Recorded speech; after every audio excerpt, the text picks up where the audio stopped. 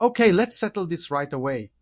Yakuza 0 Director's Cut on Switch 2 is the kind of re-release that makes even the most jaded gamers sit up and pay attention.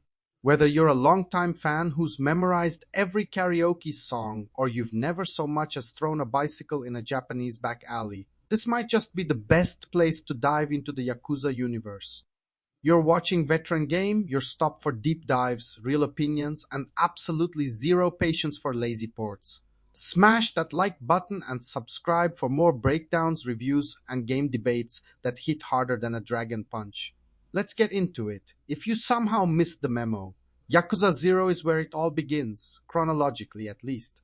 This isn't just another crime drama. It's an absolutely wild ride through the late 80s Japanese underworld, mixing brutal street brawls with some of the weirdest, most heartfelt side stories in gaming. Kiryu and Majima's double protagonist setup, the multi-style combat, the business management side hustles, and mini-games that could be full games themselves. It's a genre-defying masterpiece. Director's Cut takes that foundation and adds, well, more of everything. So what does Director's Cut actually mean this time? First, there are new cutscenes, not filler but actual story content that ties up loose ends and expands on fan-favorite characters. It's not a retcon, it's a genuine enhancement. For veterans, these are juicy bonus scenes that flesh out the lore. For first-timers, it just makes the story feel even more complete. The other big win, English voice acting. Finally, an official English dub, and it's shockingly well cast. A lot of the voices you'll recognize from later Yakuza games, and almost every actor nails their role. Love dubs or hate them, it's awesome to have the option, especially for accessibility. Now for the real curveball, Raid Mode, aka Red Light Raid. This is a straight-up action gauntlet you can play solo, with friends online, or even with match-made allies. Pick your favorite character, select your preferred fighting style, and take on massive waves of enemies in iconic locations from the main story. Is it groundbreaking? No. Is it fun, especially in short bursts or late night with friends? Absolutely. It's also got a neat twist. Kiryu and Majima's combat styles are actually split into separate selectable characters. So if you're a beast-style main or you just want to spin to win as Majima's breaker, you're covered. Let's talk Switch 2 performance, because this is the big fear with ports. Does it hold up? The answer, yes, and then some 60 frames per second, 4K support, no stutters, no weird slowdowns, whether docked or handheld. This is basically the PC version smoothness with Switch portability, which is almost absurd if you remember the bad old days of frame-chugging handheld ports.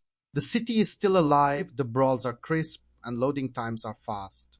There are a couple of minor gripes. Some accessibility options are missing, and a few of the original's clunky controls are still here. But none of it breaks the experience. What's not changed? All the good stuff. The combat is just as flexible and chaotic, the side stories are as weird as ever, and the mini-games from disco to slot cars are all here. Kiryu and Majima still get tired if you sprint around for too long, but the Save Anywhere feature is a total quality of life game changer. And for the people who really want to savor every bit of this world, nothing beats dropping into Kamurochō at midnight and just seeing what trouble you can get into. So is Director's Cut worth it if you've already played Yakuza 0, honestly? Yes. The new content is meaningful. The raid mode is a great time waster, and the updated features make coming back for another run a joy. And if you're new, there's never been a better time to start. The story holds up, the gameplay loop is pure dopamine. And with the performance boost and QL tweaks, this is Yakuza 0 at its absolute best. Okay, let's not sugarcoat it. The game still has a couple of rough edges.